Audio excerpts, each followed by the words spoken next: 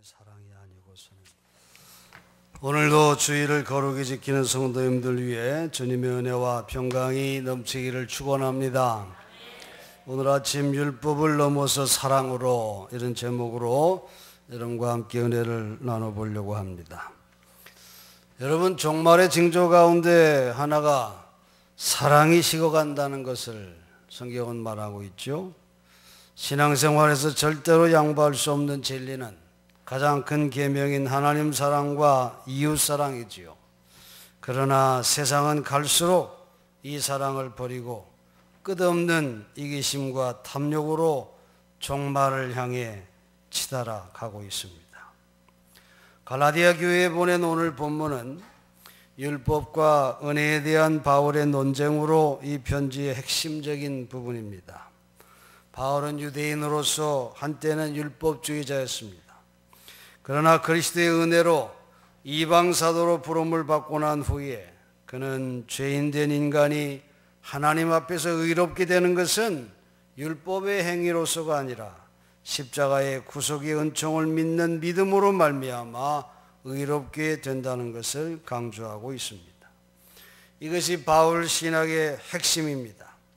하나님의 백성인 이스라엘에게 주어진 율법을 지킴으로 스스로 의롭게 하려고 애쓰는 사람들은 그리스도의 죽음과 부활 안에서의 우리를 의롭게 하시는 하나님의 구원적인 활동에 비추어 볼 때 실패할 수밖에 없다는 것이죠. 웨슬리 목사님의 마음을 뜨겁게 한 것은 로마서 1장 17절에 복음에는 하나님의 의가 나타나서 믿음으로 믿음에 이르게 하나니 기록된 바 오직 의인은 믿음으로 말미암아 살리라 함과 같으니라 하나님 말씀에 썼습니다. 갈라디아 교회에서 구체적으로 문제가 되고 있는 사항 중에 하나가 오늘 본문에 나옵니다. 유대인들과 이방인들의 사이에 식탁 교제였어요. 유대 율법에서는 율법을 준수하는 유대인들이 이방인들과 식사하는 것을 금하고 있습니다. 오늘 우리가 읽은 본문 앞절에 12절에 보면 야고보에게서 어떤 이들이 이르기 전에 게바가 이방인과 함께 먹다가 그들이 오매 그가 할례자들을 두려워하여 떠나 물러갔다. 그런 말이 있습니다. 게바는 베드로를 말하죠. 베드로가 이방인과 같이 식사를 하다가 할례받은 유대인들이 오니까 두려워 떠나 물러섰다고 하는 그런 말씀입니다. 교회 안에 있는 유대인들은 끊임없이 이방인들에게 자기들처럼 할례를 받아야 하나님의 백성이 된다고 하는 주장을 하곤 했습니다. 그래서 바울은 이 게바의 위선적인 행동을 14절에서 이렇게 책망하고 있습니다. 그러므로 나는 그들이 복음의 진리를 따라 바르게 행하지 아니함을 보고 모든 자 앞에서 게바에게 이르되 내가 유대인으로서 이방인을 따르고 유대인답게 살지 아니하면서 어찌하여 억지로 이방인을 유대인답게 살려 하려느냐 하였노라 이렇게 말했다는 것입니다. 여러분, 할례받은 것은 구별된 하나님의 백성으로 살아가라고 하는 표식으로 하는 거지 그 자체가 하나님의 백성이 되는 것은 아닙니다. 그러므로 하나님은 사람을 외모로 취하지 아니하시고 무할례자들인 이방인들도 예수 그리스도의 은총, 구속의 은총을 믿는 믿음 안에서 살아가면 다 구원받아서 하나님의 백성이 되게 하신다 하는 것입니다. 딱 맞는 비유는 아니지만 우리가 교훈을 얻을 수 있는 것 가운데 율법을 도로교통법과 한번 비교를 해볼 수 있습니다. 율법은 하나님의 백성으로서의 삶의 규칙을 담고 있어요. 도로 규칙도 역시 운전자의 운전 규칙을 담고 있습니다. 그런데 시간에 쫓기고 많은 일거리로 분주하기 짝이 없는 오늘날에 운전자들이 도로 규칙을 점차 무시하고 있습니다. 도로교통법을 잘 지키면 사고가 일어나지 않습니다. 그러나 밥 먹듯이 바쁘다고 속도 위반을 합니다. 신호 위반도 밥 먹듯이 합니다. 일시정지 표시판들 무시하며 지나가는 것, 그게 다반사입니다. 그래서 사고가 일어나죠. 또 벌금 딱지가 날아오면 내가 교통법을 위반한 범죄자라고 생각하는 사람은 거의 없습니다. 그저 재수가 없어서 딱지가 왔다, 그렇게 생각을 하죠. 그리고 때로는 사업을 바쁘게 하다 보면 이런 벌금 정도는 물어야 된다고 말이죠. 그렇게 생각을 하죠. 이처럼 정해놓은 법과 규칙은 지켜야 하는 사람이 바른 생각과 삶의 변화를 갖지 않고는 지켜질 수 없는 것입니다.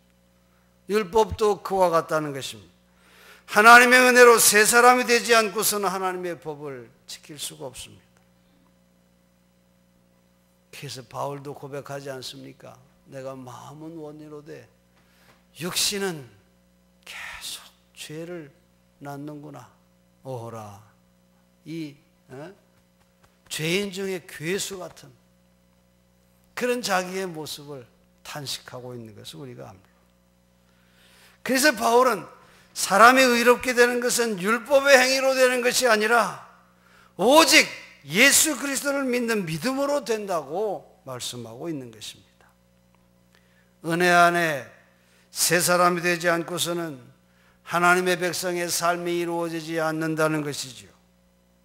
법은 무엇이 잘못된 것인지를 알려주는 역할을 할 뿐 변화를 가져오게 하지는 못합니다. 여러분, 참된 변화는 사랑의 법만이 가져올 수 있음을 우리가 알 수 있습니다. 죄인인 인간이 죄사함을 받지 않냐고서는 죄의 열매를 거둘 수밖에 없다고 하는 것을 우리가 기억해야 합니다. 율법을 온전히 지키려고 노력하면 할수록 죄인된 자기 모습을 더욱 깨닫게 되어서 괴로움만 더하게 되는 것입니다. 율법을 위반하게 되면 레위기와 신명기서를 보면 그런 이에게 엄중한 처벌이 처해지는 것을 보게 됩니다. 그러나 예수님은 율법의 엄한 처벌들을 남들에게 강요하는 일을 삼가했습니다. 한 번은 가늠한 여인을 데리고 온 유대인들이 모세의 율법에 이런 자는 돌로 쳐서 죽이라고 했는데 당신은 어떻게 할 것이냐고 예수님께 물었을 때 예수님이 뭐라고 하셨습니까? 죄 없는 자가 먼저 돌로 쳐라, 그렇게 말씀하셨지요. 예수님은 율법을 범한 이에게 엄한 처벌보다도 감동이라고 하는 경고 딱지를 제시하는 쪽을 택하셨습니다. 사랑으로 그 죄를 용서하시며 다시는 죄를 짓지 말라고 보내며 그에게 감동을 주셨던 것입니다. 여러분, 거기에 변화가 나타나요. 그래서 어떤 학자는 예수님 앞에 옥합을 깬 여인이 바로 이 여인이었다, 그렇게 얘기도 합니다. 주님의 사랑으로 감동을 받은 이 여인은 놀라운 헌신과 변화의 삶을 살았다는 것을 우리가 생각해 볼 수 있습니다. 예수님은 죄인들에게는 따뜻하고 인정 어린 격려의 말을 해서 돌려보냈지만 율법을 지키는 것을 삶의 목적으로 삼는 율법주의자들에게는 분노하시고 책망하시며 극적인 삶의 방향 전환을 할 것을 강력하게 요구하신 것을 우리가 볼 수 있습니다. 여러분, 우리가 자녀들을 양육할 때 규칙과 법을 강조하는 것보다 더 효과가 있는 것은 바로 사랑을 통한 감동이라고 하는 것을 우리가 잘 알고 있습니다. 물론 가끔 처벌과 채찍도 필요합니다. 그러나 여러분, 처벌과 채찍도 사랑이 바탕에 깔려 있지 않는다면 아무런 효과를 가져오지 못하는 것을 우리가 압니다. 18절에 바울은 말합니다. 만일 내가 헐었던 것을 다시 세우면 내가 나를 범법한 자로 만드는 것이라고 말합니다. 바울이 헐었던 것은 율법에 포로된 상태를 의미합니다. 율법의 궁극적인 목적은 우리가 범법한 자라고 하는 것을 깨닫게 하는 데 있는 것입니다. 죄인임을 깨닫게 하는 것이지요. 그래서 바울은 내가 율법으로 말미암아 율법에 대하여 죽었나니 이는 하나님에 대하여 살려 함이라, 그렇게 말하고 있어요. 이것을 내가 그리스도와 함께 십자가에 못 박혔다, 이런 말로 표현하고 있습니다. 그리스도와 함께 죽고 그리고 그리스도와 함께 사는 우리 기독교적 회심의 이미지는 바로 율법의 얽매인 이전의 낡은 삶에서 그리스도 안에서의 새로운 삶의 변화를 의미하는 그런 것입니다. 이 변화는 십자가의 사랑을 통해 이루어지는 것입니다. 십자가 죽음의 희생으로 우리의 죄값을 치르시고 부활하심으로 새 사람으로 거듭나게 해주신 것입니다. 그러므로 율법이 사람을 의롭게 한다면 하나님의 은총은 무효가 되고 그리스도께서 헛되이 죽으신 것이라고 말씀하고 있는 것입니다. 사랑하는 성도 여러분, 예수님은 율법을 완성하신 분이에요. 율법을 주신 하나님의 뜻은 우리가 하나님 앞에 심각한 죄인이며 우리의 힘과 노력으로는 이런저런 잘못을 저질렀던 우리의 죄를 없앨 수 없음을 깨닫게 해서 하나님의 사랑의 은총 앞에 나오도록 만드는 데 있는 것입니다. 미국의 노스캐롤라이나 주에 사는 애슐리 잉글랜드 씨 부부는 어느 날 정신지체 장애를 가진 8살 아들을 데리고 저녁 외식을 하러 나갔습니다. 아이 때문에 바깥 나들이가 너무 어렵고 괴로운 일이었지만 모처럼 용기를 냈던 것입니다. 식당에 들어가니까 아니나 다를까 주문할 때부터 아이가 소란스러워지기 시작했습니다. 테이블을 손바닥으로 마구 쳐댔습니다. 다른 손님들을 짜증나게 하는 행동이었습니다. 말려봐야 어차피 소용이 없었어요. 그때였습니다. 여자 어머니 눈물을 글썽이며 테이블로 다가왔습니다. 시끄럽게 떠드는 아이를 어쩌지 못했다고 호된 꾸지람을 들었나 보다, 그렇게 생각했습니다. 여자 어머니는 어느 손님이 가족분들을 위해 계산을 모두 해주고 가셨다며 그 손님이 전해달라는 쪽지를 건넸습니다. 잠시 후엔 잉글랜드 씨 얼굴에도 눈물이 흘러내렸습니다. 그 쪽지에 쓰인 글 때문이었어요. 쪽지에는 이렇게 써 있었어요. 하나님께서는 특별한 아이를 특별한 부모에게만 허락하셨습니다. 하나님이 우리를 찾아오시는 방식은 사랑 안에서 행하시는 배려와 격려인 것입니다. 여러분 생각해 봅시다. 사실 우리 모두는 하나님 앞에서 정신지체 장애를 가진 8살 아이와 같지는 않습니까? 죄인임에도 우리는 죄인인 줄 모르고 살고 있습니다. 사람들 앞에서는 의로운 척하지만 하나님 앞에서 보면 끊임없이 엇나가는 삶을 반복하는 정신지체 장애자들이 아닙니까? 아무리 가르쳐도 안 되고 깨어 기도하라고 외쳐도 안 듣고 때려도 안 되는 그런 못 말리는 아이들이 바로 우리의 모습이 아닙니까? 이런 우리를 향해서 오래 참고 기다리시며 사랑밖에는 다른 길이 없기에 하나님은 율법을 넘어서 사랑으로 우리를 새롭게 하시고 온전하게 하시고자 예수 그리스도를 세상에 보내셨고 우리를 위해 십자가에서 죽으신 것입니다.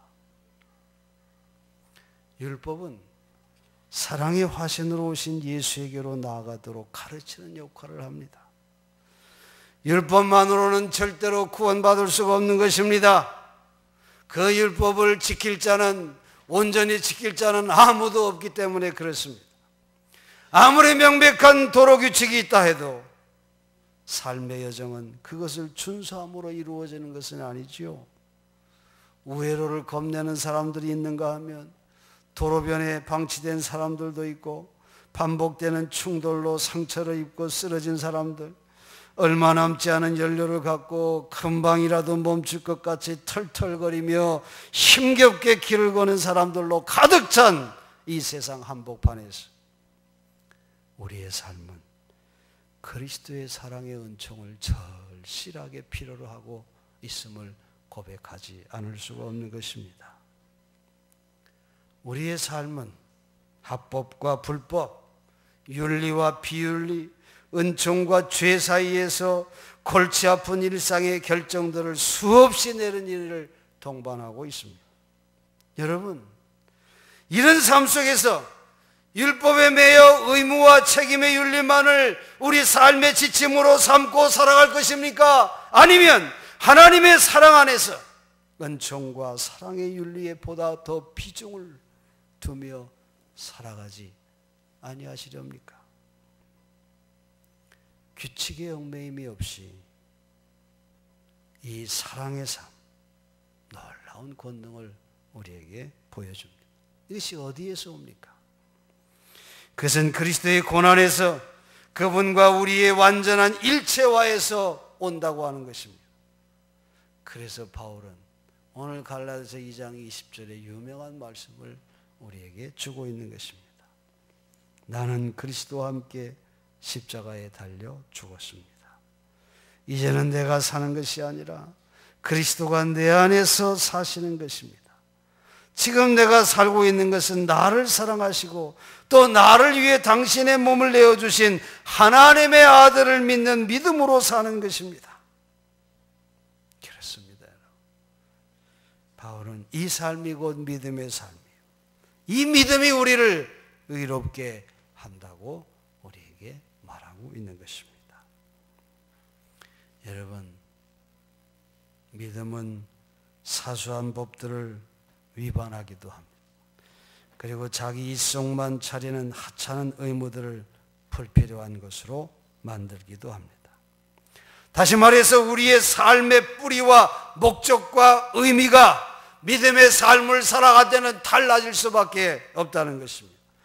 그것은 더 이상 죄 짓는 삶이 아니라 하나님과 이웃을 위한 사랑의 희생으로 살아가게 되고, 더 이상 어리석은 생각이나 행동이 아니라 예수를 믿는 믿음으로 살아가는 삶을 말하는 것입니다.